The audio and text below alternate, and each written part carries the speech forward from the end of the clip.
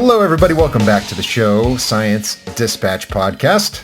My name is Cameron English. I'm your host, joined again, as always, as I'm always excited to announce, by Dr. Chuck Dinerstein, Director of Medicine at the American Council on Science and Health. You guys can't see, but Chuck is wearing this terrific pair of glasses that just make him look even more scholarly and more thoughtful than usual. I believe it's the haircut. I finally got a haircut. So. Yeah, I find as I get older, I can go longer without haircuts, and it doesn't bother me nearly as much. So, no, but my wife just says you're starting to look like one of those old guys that has the curls in the back that's almost but not quite ready for a ponytail. It's got to go. So no man buns, I think, is what your wife is telling us here, right? Oh no. Right. Their words. I don't want to know. I don't want to know. Don't want to know about Chuck's man bun days. We've got some science to talk about.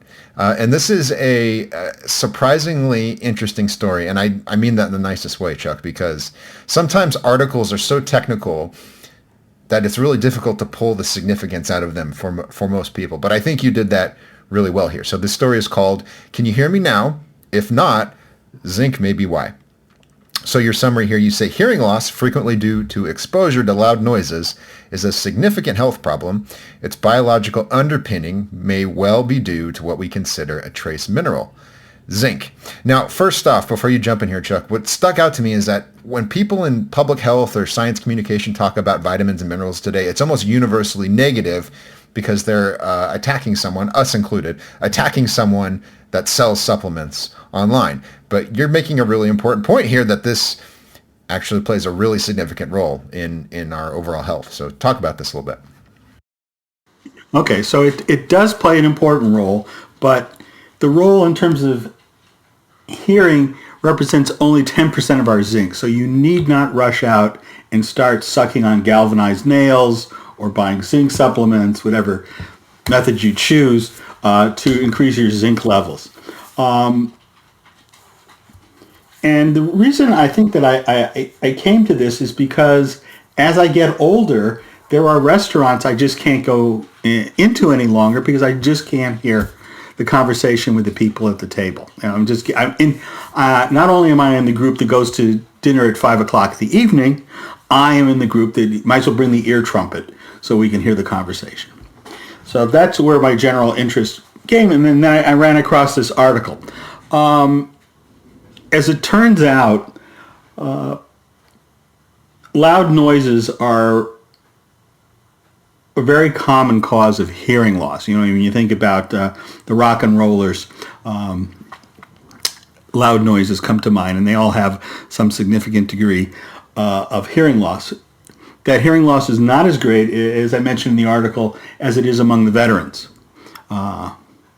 where that's been a significant problem and is a leading cause of disability.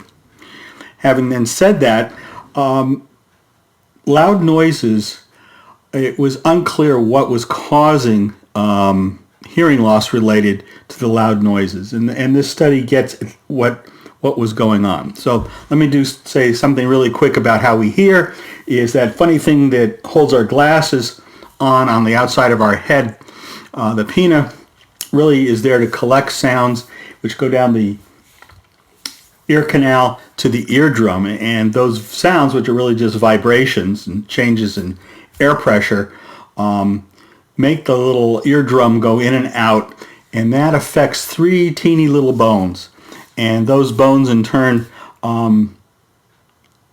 impact a fluid within the inner ear in a part of the inner ear called the cochlea, which is kind of snail-shaped.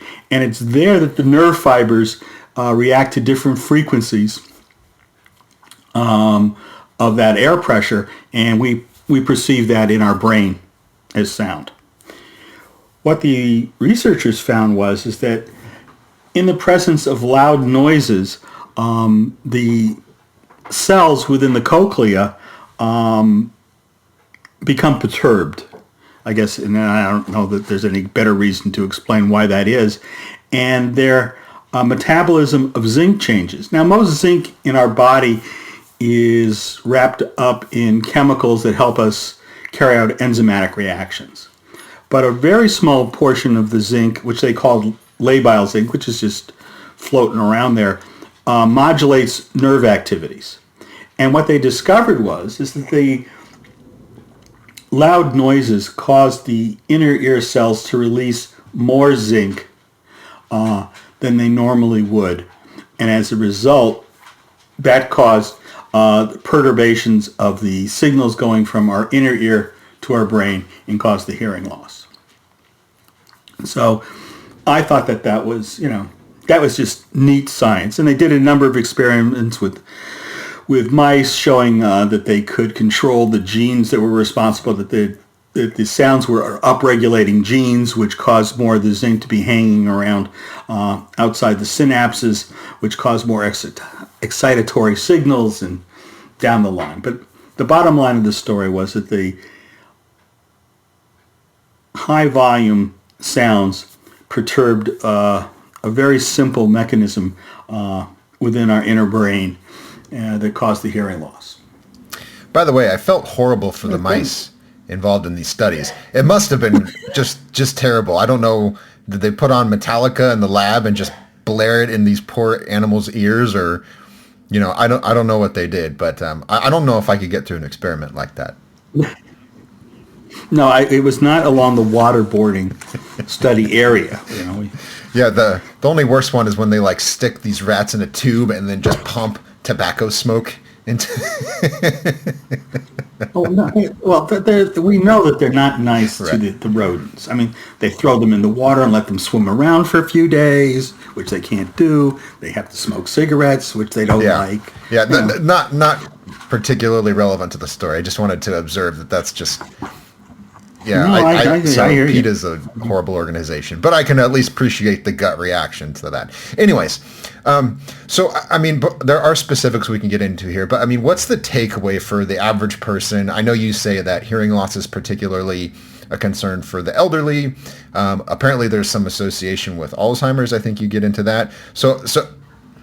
Well, no. So I think that's probably a very interesting part of the tale. Is that hearing loss leaves you socially isolated. In fact, you could argue that hearing loss leaves you more socially isolated than blindness in some ways, because blindness, while you may not be able to see the person you're having a conversation with, you can still have that conversation. Whereas with a profound hearing loss, looking at my spouse is fine, and and there's under certain circumstances that's ideal. But overall, you want to have a conversation, you want to engage with people, and so that makes a difference. So there's some very good literature showing that hearing loss is definitely associated with the development of dementia, and it's certainly responsible for loneliness, which people would argue is certainly a socioeconomic determinant of health. So it's a real issue, though. Should I say it's a silent issue? Can I get away with that?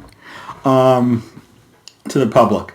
So I think that's an important point to come away from the story. The other thing is this got a lot more readership than I anticipated it getting. So I think that there's really a community out there with these kind of problems that are often ignored. So I think that's two things that I came away from this with. In terms of what to do, it really gets down to not allowing yourself to be exposed to loud noises on a persistent basis. Again, because I'm old and now I have a grandchild, and I see my grandchild will go to events, but he comes with his own headphones. Not to amplify anything, but to deaden everything that's around it. And I have to say, I think that there's some significant advantage to that. I love my headphones, but I've learned to turn them down. I think that's probably another, or that's part of the reason my generation is going deaf, is because there was a lot of great music. But You don't necessarily have to hear it at 98 decibels. That's a good point. I think when you're stoned at a rock concert, you tend not to think about, right? You're like, man, Led Zeppelin is awesome. Why do I want to turn this down? Yeah. But in all seriousness, you make a really good point. And as a musician for most of my life, the joy that you get, or that I get, out of listening to music and playing it, it's a big deal. And then you factor in the social elements that you're talking about, of just being able to say hi to someone, or, a stimulating conversation. I mean, to lose that would be really tragic. So I guess it's one of these issues where you can take preventative measures, but you can't really do anything to reverse it or slow it down. No, it's all preventative. There. Now, and another interesting thing you brought. First of all, I didn't know you were a musician. I played the drums. My shirt, no one can see this, but it says husband, dad, drummer, legend. So it's a key part of the identity that I don't talk about often on here, but nevertheless. Good to know. Good to know. Now, there is another piece to this high volume part that is not as appreciated. When you go, I mean, there's studies that show that when you go to concerts and there's a rhythmicity to the music, everybody's heartbeat gets to be in sync. And I think that loudness adds to that percussive quality of it. So there's something to be said for really loud music in terms of driving the appreciation for the social event and the cultural milieu around it. Again, we'll go with the dose makes the poison. Maybe that's not a good meal on a daily basis to do. But I think that there's something evolutionary at the bottom of the pile about why we reach over to turn up the volume on the music. It's not simply because we're not hearing it. It's because once those vibrations start affecting more than your ear, the whole body gets entrained into that rhythm. You should know that you're a drummer. I do, and it's a very visceral experience. I think I've mentioned in another conversation we had here about swearing, that there seems to be a similar kind of mechanism. Like when you hear loud music, especially at a live event, they've done studies where they find that the reaction it triggers in your brain, it's similar to what happens when you are violent. Like when they look at violent criminals, it satisfies the same sort of psychological urge that they have, of course, but it's nonviolent. So if you go to a heavy metal concert, which I do frequently with ear protection, mind you, it's the same sort of cathartic experience, except everyone's kind of like, dancing or bumping into each other without causing permanent damage. So that's a fascinating angle to this. But I mean, what's the takeaway here? The takeaway is, put earbuds in when you're around loud stuff.